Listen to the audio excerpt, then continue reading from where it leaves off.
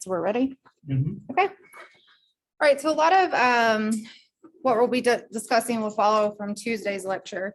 And this did emerge after we were working on the IRCA paper and some of the questions that was raised in terms of trying to understand other effects that immigrants could have. In particular, trying to understand what we would call fiscal effects or public financing. And so one of the other major criticisms of immigrants is their consumption of public goods. And so the way that we decided to potentially address this type of question is to examine the Mariel Boatlift.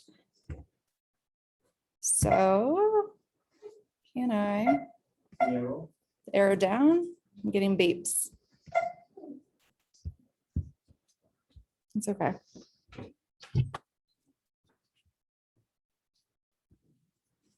Click. Now to do okay. All right. So Milton Friedman, who maybe some of you have read throughout your studies or have heard of otherwise, was very much a famous free market economist who, for lots of things that he was in support of, was in support of school vouchers, for example. He also discussed getting rid of the post office way before any of the current kind of issues with the post office came up. And so he has a quote where he declared that you cannot simultaneously have free immigration and a welfare state. And so we found this to be quite interesting, given his stance on many other issues, that he has this concern that if we open up our borders, it's going to have potentially detrimental costs to the US economy. And so the concern is one that is shared by many. It has been shared by many historically and currently. So it's the worry that immigrants consume government benefits at natives' expense. So it's just the idea that immigrants are going to be attracted to come to the US to consume basically welfare benefits. All right, we still having technical issues? No, yeah, somebody will. Oh, I see. Yeah, I could have done that. That's okay. Okay. In a recent Gallup poll, 42% of Americans believe immigrants are making the tax situation worse, compared to only 20% that believe that immigrants can make the tax situation better. So remember, there's two sides to the coin when we come to what we will call fiscal effects of public financing. One is the revenue side, so taxes. One is the expenditure side. And so most of what we have found in terms of kind of popular news articles is the criticism that immigrants are going to consume the public benefits. So they are going to be the beneficiary on the expenditure side, but they also could be paying in taxes. The assumption is that you're going to be working, and so you would be paying in taxes as well. And so you could own property, or you would pay sales tax with the consumption of goods and services. And so this Gallup poll was really the only one that we found recently that started to address this issue. And it does seem that almost the majority of Americans would view immigrants as being a group that's going to be benefiting more from the expenditures than what they're going to be paying in on the revenue or the taxation side. Another recent paper finds that individuals living under socialism hold more negative views about immigration. So I mention that because it may be an area in which we can say, okay, perhaps when you're living under a socialist society, there's not as much transparency as who's going to be the beneficiaries of government largesse. So if government is giving out handouts, the worry then, if you're living more in a socialist or command economy, is if you have more competition from immigrants coming in, then maybe you're not going to be receiving as many benefits from the government. I got it. So the question then that we started when we started trying to address this issue is, we hear this topic a lot in the popular press, but honestly, in the academic literature, there's not that much work because it's complicated. And that's what we started realizing and trying to uncover the kind of trade-off between the revenue side and the expenditure side. And one issue is that it depends on if you view immigrants and the cost of government services as average cost or marginal cost.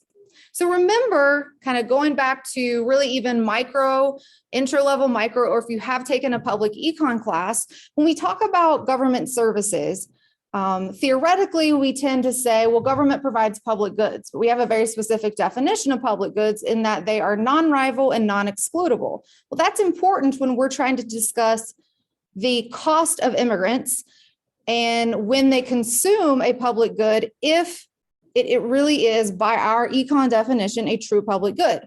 If it is a true public good, meaning it's non-rival, non-excludable. So non-excludable meaning that even if you don't pay for it, you get the benefit of it. And non-rival is that if you consume it, I also can consume it. So that's the true definition of a public good.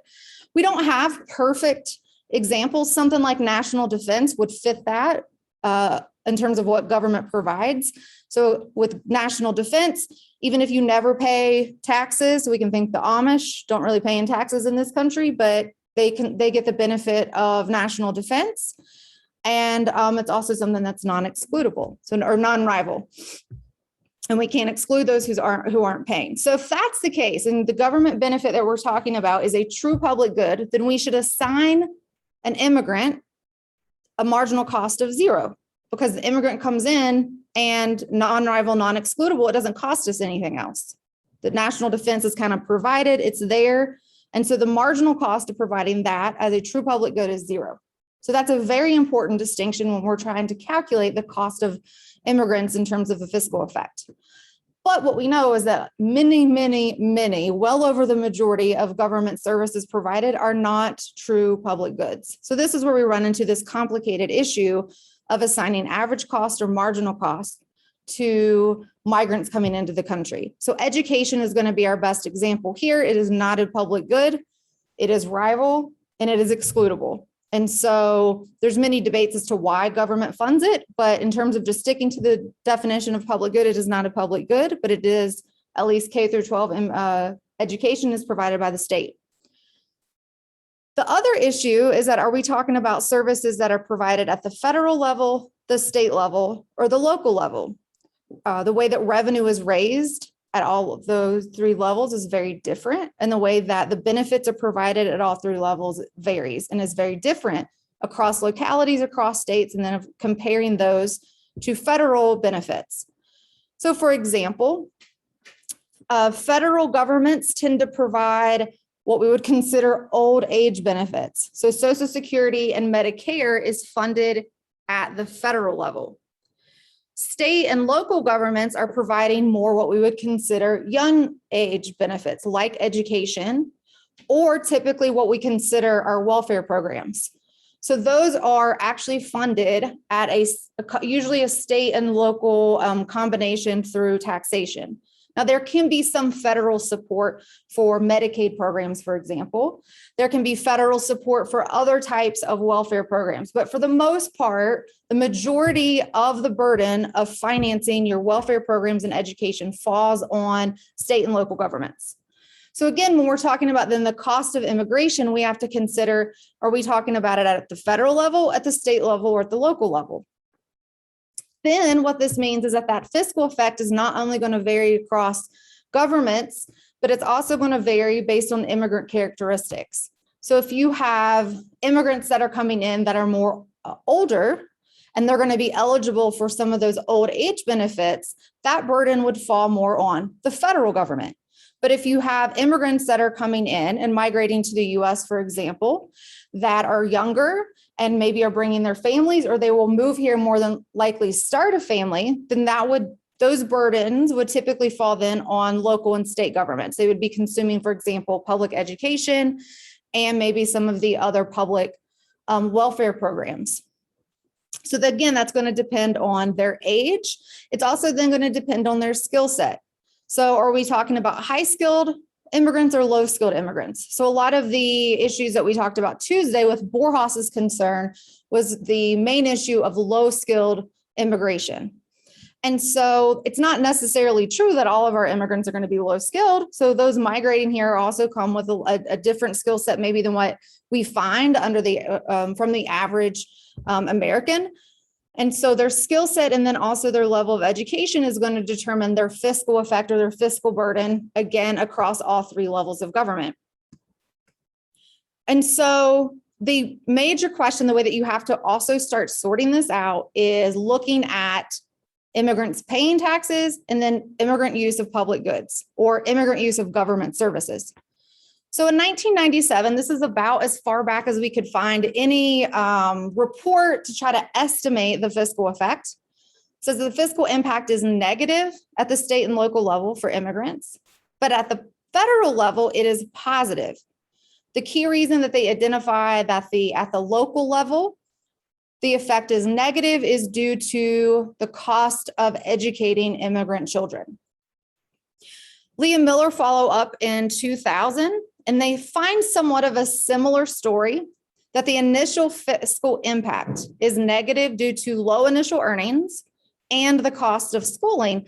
But at some point, and they estimate about after 16 years, that effect will turn positive.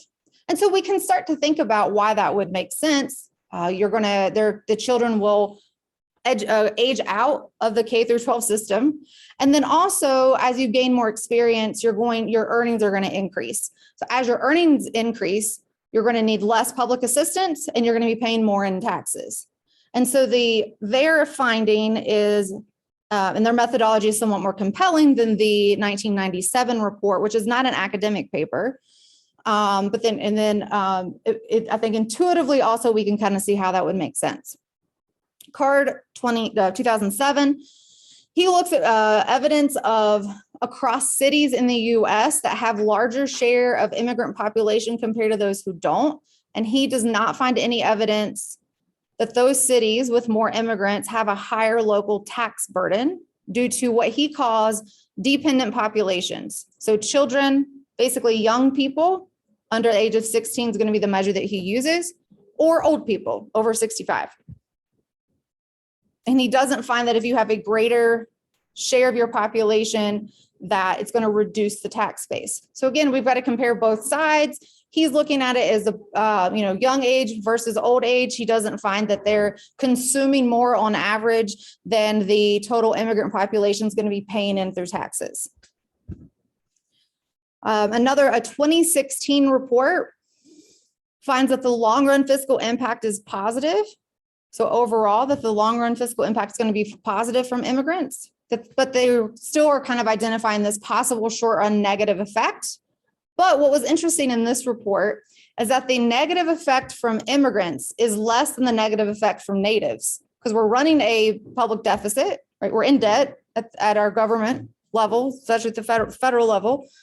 And so while it was important for them to point out that, yes, in the short run, we find that immigrants have a negative fiscal effect at the federal level, it's actually less negative than what the natives are costing the federal government right now.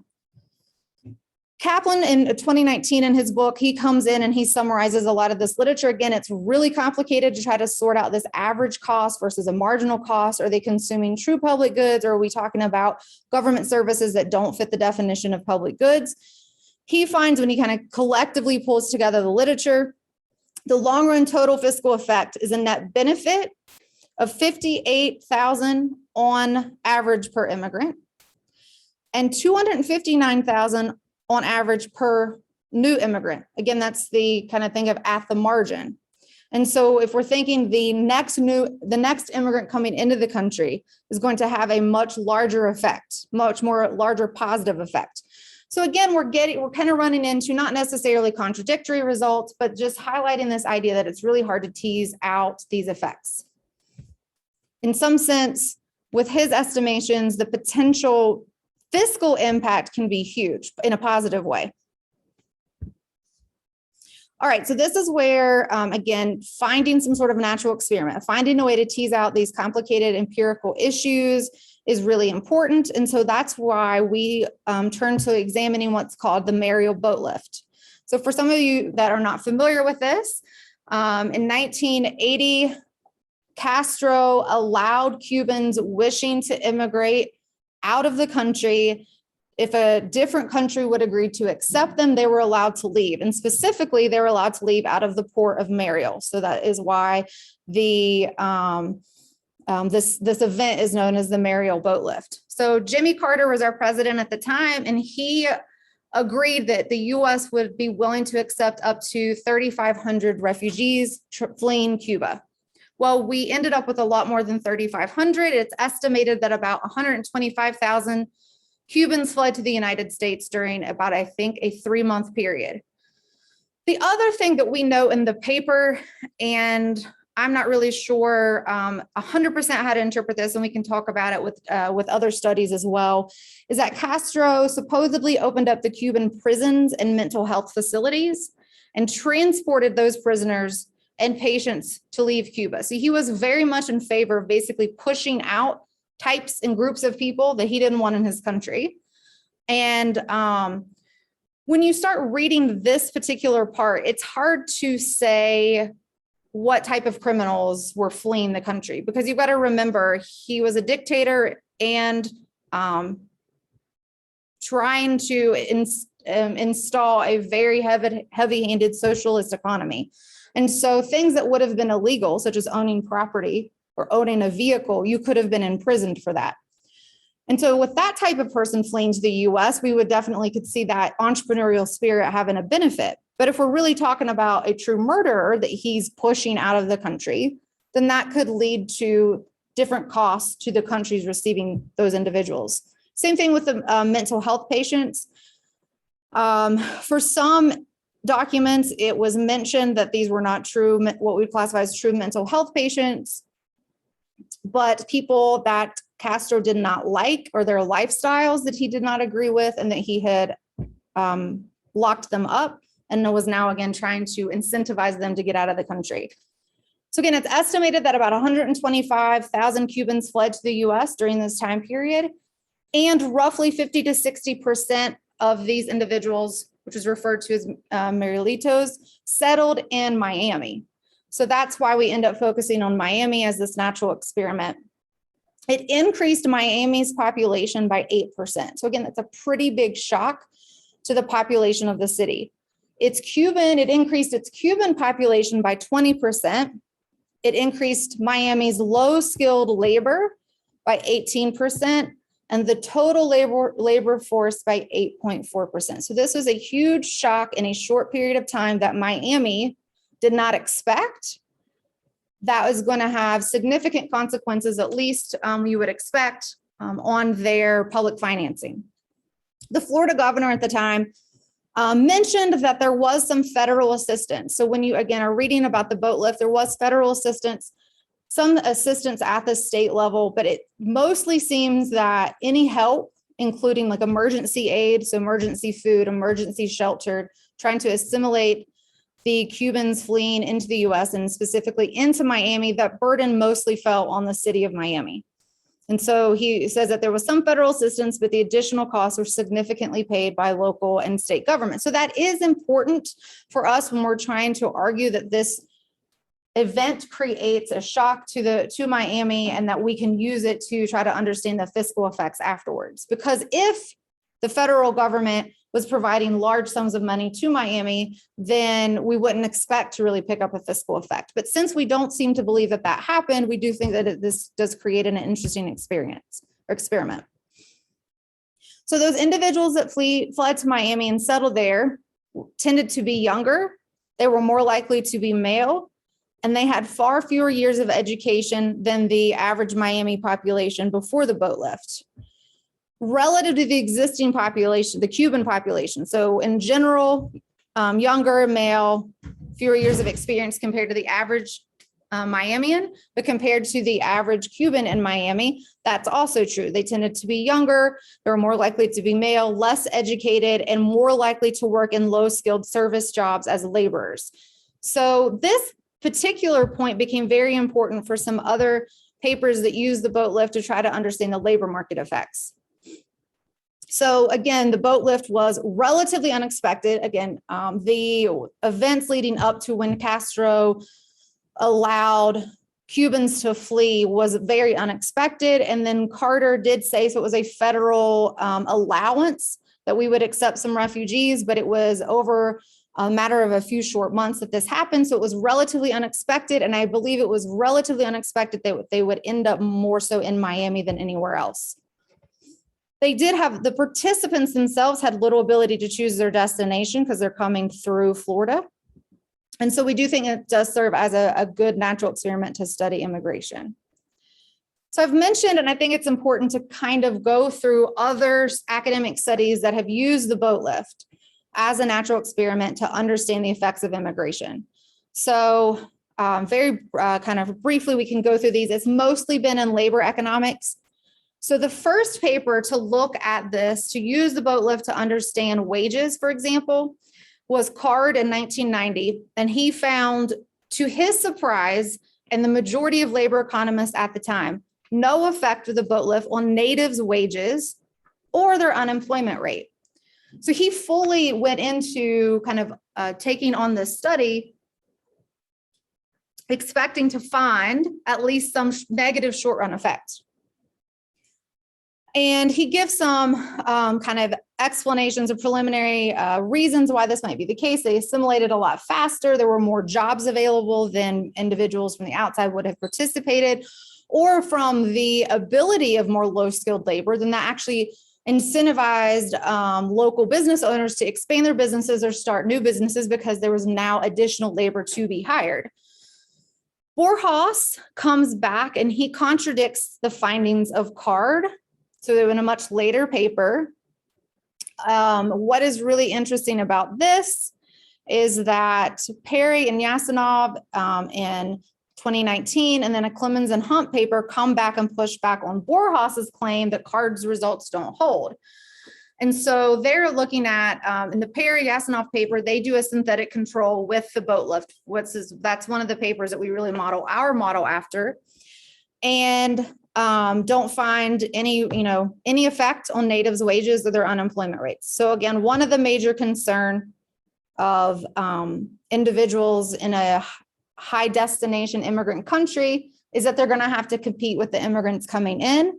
And it does again seem plausible that in the short run, you could at least imagine that natives in low skilled jobs are going to have some sort of immediate negative effect. But again, these papers aren't finding that.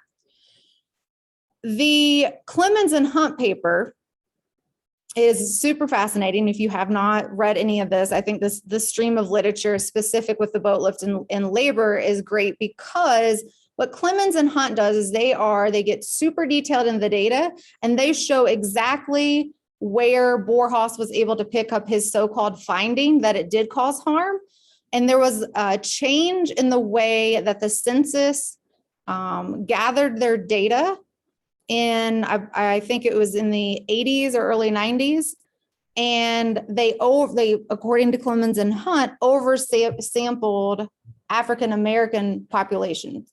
And so that's what then led to, it was actually the data collection side of the census data that's being used. And it wasn't actually that there was a change in the amount of unemployment among low-skilled labor or the natives' wages. It was the data collection was different. And so it's not exactly comparable. So once they correct for that, then they again support the original findings that there was no effect. A couple other recent papers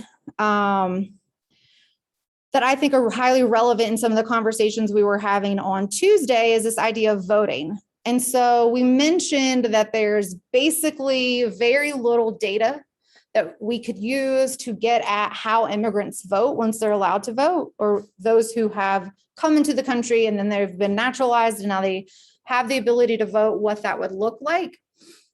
A Thompson 2020 paper, it was a working paper. I'm not sure if it's been published yet. He was a political science PhD student. I can't remember where, but he does get some county level data in the 1980 presidential election. And what he finds is that voters shifted to Republican presidential candidate, to Ronald Reagan, but the shift was concentrated in Cuban neighborhoods, in the neighborhoods with less migrant exposure. And so it's somewhat, again, not necessarily what you would have anticipated, But finding that so trying to understand again how natives respond to a massive influx of immigrants, there was a shift toward more of a Republican candidate, but Thompson does not view that as being this native backlash because it was mostly around Cuban neighborhoods and Cuban neighborhoods that did not have the massive influx from other Cubans. So again, it's somewhat interesting in trying to tease this out. Another recent paper, Billy and Packard, do find that there's increased property and violent crime after the boat lift in Miami. So that is important in trying to understand the cost of immigration.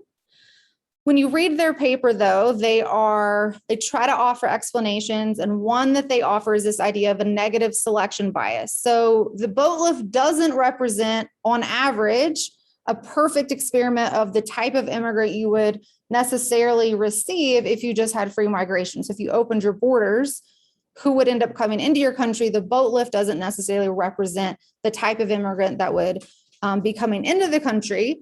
And so this negative selection bias is the idea of who Castro was trying to get out of his country. So if they really were criminals or had mental health issues. They also discuss at the same time the major influence of drug cartels that's happening in Miami. So post in the 80s, so the boat lift is 1980. So in the 80s is when we're seeing major shifts in the war on drugs and the cartels having a big influence in Miami. So they try to, again, address that. There's kind of downplay the overall result that it was directly the Cuban immigrants that's causing this increase in crime, but they also can't say that maybe, at least in some short-run time period, you wouldn't see an increase in crime. And again, that was something that we discussed on Tuesday. So I think that's an important area for those studying immigration to potentially come back and address. So for us, we look at 7 different fiscal measures. So the first category is this idea of a fiscal burden. So this comes from the original CARD study when he's trying to look at the population or the type of individuals in a population that would be more likely to represent a fiscal burden. So individuals that are younger, so the share of the population that's under 16. And then specifically, we also look at the share of population that's enrolled in K through 12. So getting at the idea of that state and local governments are going to bear the burden of young age individuals and specifically bear the burden of educating them. 3 other government spending measures that we look at is government consumption. So basically how much spending there is at the local level. Transfers and subsidies. So that's more of your kind of typical public assistance type. So transfers being any sort of public assistance or welfare program. And then also insurance and retirement payments. We also then look at, so those are going to be specifically on the expenditure side. We also then look at the revenue side. So we've got to take both sides into account. We look at sales tax and we look at property and other taxes. We do create the synthetic. So we won't have to go through all of the benefits of doing that since we already talked about it on Tuesday. For us, what we do is that we collect as much data as we can find across all U.S. Metropolitan areas, but it narrows it down for data availability to 28 metros. So our panel data set is created for 28 metropolitan areas across the U.S. from 1973 to 1991. So that gives us 7 pre-treatment years and 11 post-treatment years. We're going to create the synthetic with 6 predictor variables. So whichever dependent we have, so if we're looking at share of population enrolled in K through 12, we'll have that data as a predictor for the synthetic in 73, 75, and 77. We also control for or match on the share Hispanic, share of African-American population, share of low-skilled workers, and share of native-born population with a high school diploma. So trying to control for native-born education. We end up with very good fits. So again, that before the event, so before 1980, our synthetic and real Miami are extremely close. It's very difficult to tell them apart. So we feel more confident that we've created a synthetic that can capture this counterfactual. So here's our share of population under 16 starting in 1973 to 1991, and statistically, there is no difference. So again, why this particular measure could be important for the boat lift is the type of characteristics of those individuals that came over. So we have relatively young, more likely to be male. So then we think over time, those individuals would probably be starting a family. And so, but we don't see that there's a higher share of population that's under 16, which again is a loose measure of trying to create and understand the fiscal burden for young age benefits. Specifically then looking at the share population enrolled in K through 12 education, again, no statistical difference. So the share of population that the local government then is funding to educate did not go up after the boat lift. Looking at the expenditure side now. So this measure is government expenditures as a share of personal income in Miami. And again, there's no statistical difference between real Miami and synthetic Miami. So that then there wasn't, so this measure is a good proxy for the burden of immigrants on local governments. And we do not find any statistical difference between a Miami that never would have experienced the Cubans coming in from the boat lift or real Miami that did. We also look at this in terms of absolute dollars. So with it being on the prior slide measured as a share of personal income, if personal income goes up drastically or goes down drastically, we could have gotten a result or a non-result that offset the actual share of government expenditure. So we then do look at it in terms of the absolute dollar amount that's spent. And again, there's absolutely no difference, no statistical or even point estimates that's different. We do the same for government transfers and subsidies. So these are going to be your public assistance types program, no statistical difference, whether we measure it as a share of personal income or we look at the actual dollar amount. Do the same thing for insurance and retirement payments. There is no difference between real Miami and the synthetic Miami in either way that we would measure that. The last category is then on the revenue side. So sales tax revenue. Real Miami's trend is above the synthetic, but it is statistically insignificant.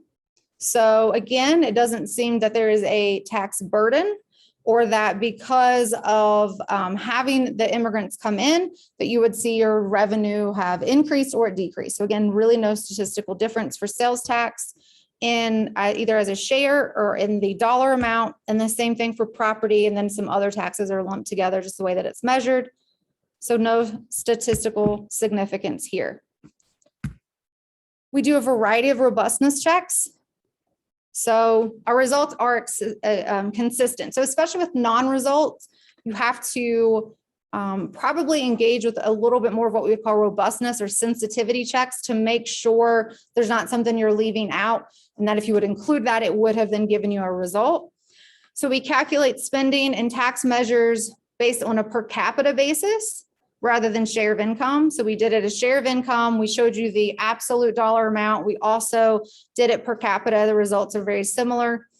We drop and very different, or we vary the predictor variable. So we basically will drop the share of Hispanic. So share of Hispanic is not exactly the same as share of Cuban. We actually do have data on share of Cuban population in Miami and a handful of other cities, but it's not gathered across very large amount of cities across the US. So that's why we use share of Hispanic population, but we drop it out in case that was creating some sort of bias. We also dropped share of African-American population. Our results are basically the same. We add in share of manufacturing, share of immigrant population, share of population under 16 and over 65 as a predictor. So in one of ours, the share of population under 16 is our dependent. So then for the other 6, we use that actually as a predictor. So trying to match better on your type of population that you have in a city.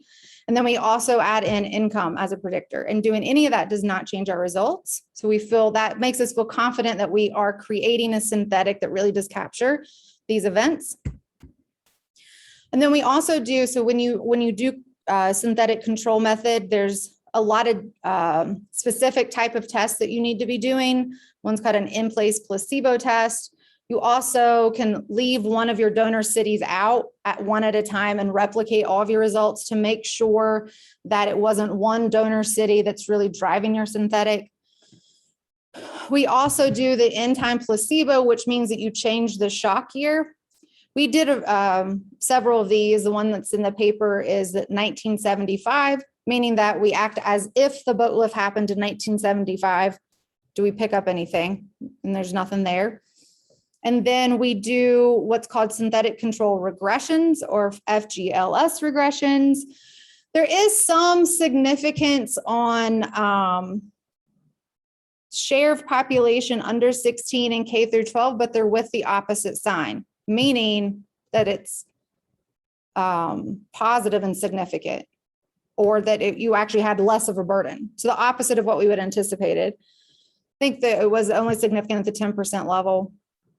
And then maybe there was one other on government expenditure that we did find some significance, but overall the regressions match the synthetic control method.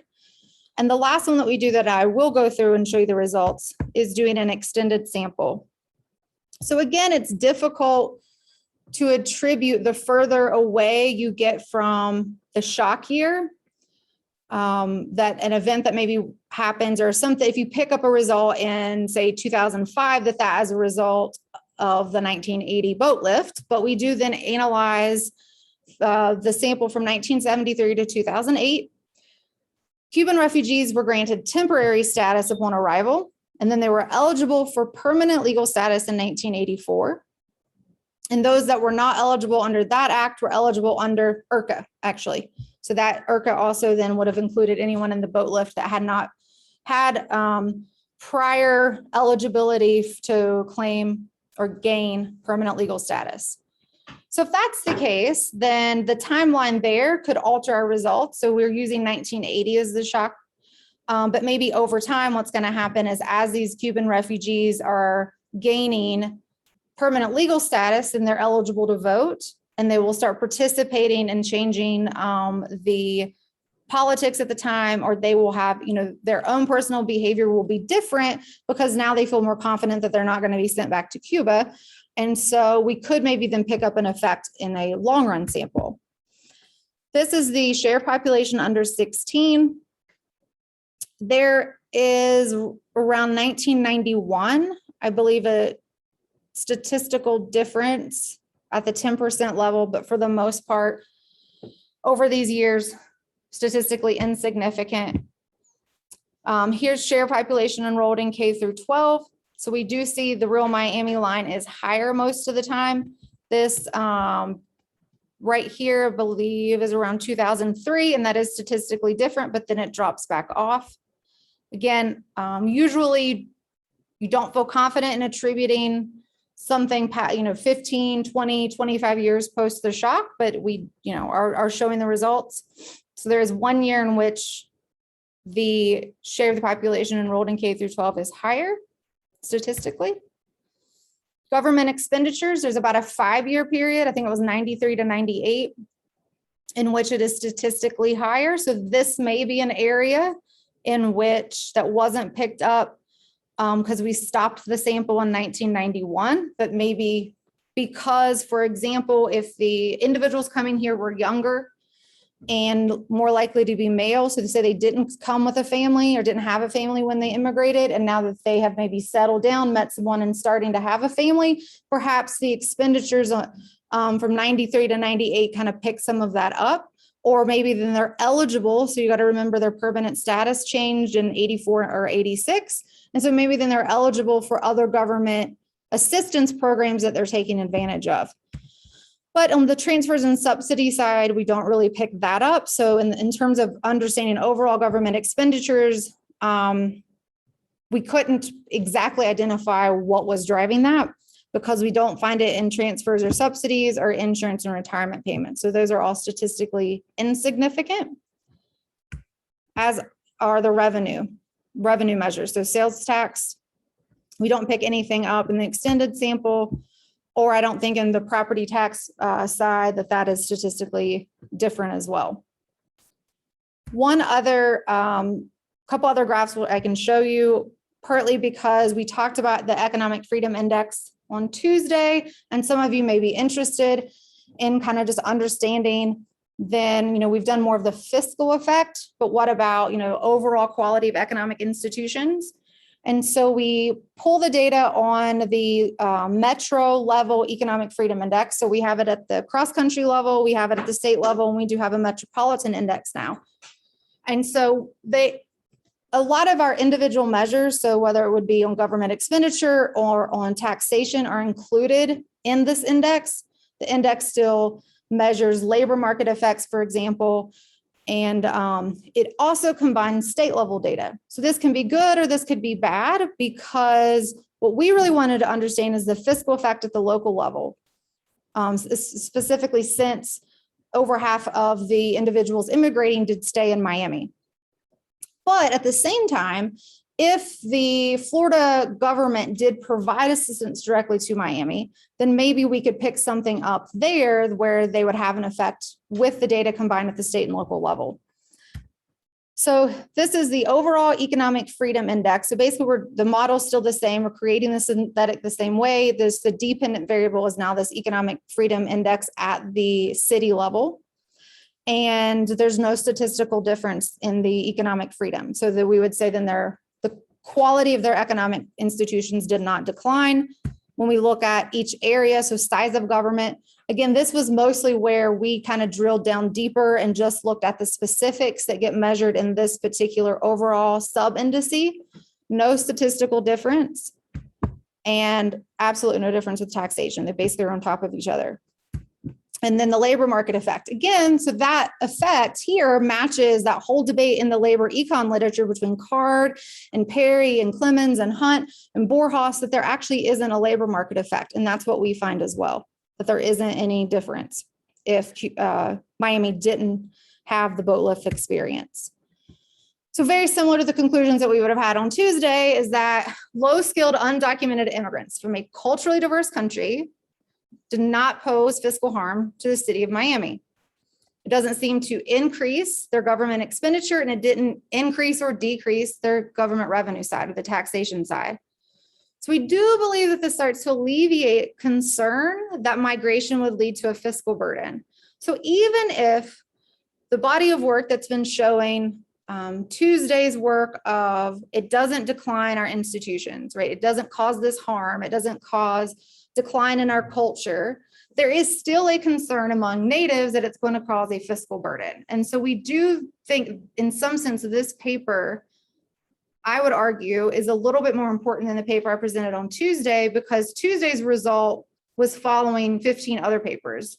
This one is a little bit different in that, and if you go back to the lit review slides I had, there's not that much academic work that addresses this specifically. So we do believe that this starts to speak to one of the last remaining areas that individuals in high destination countries really hold on to, that immigrants are going to use and consume all of our public assistance, and they're not going to pay in their share of taxes. And that's just not what we find. And so overall, then this just fits that whole body of work that would be in favor of the economic arguments supporting relaxing migration restrictions. And that is all I have. So I will turn it over to you guys. Thanks. Appreciate the support. Do you want me to stop recording, Alex?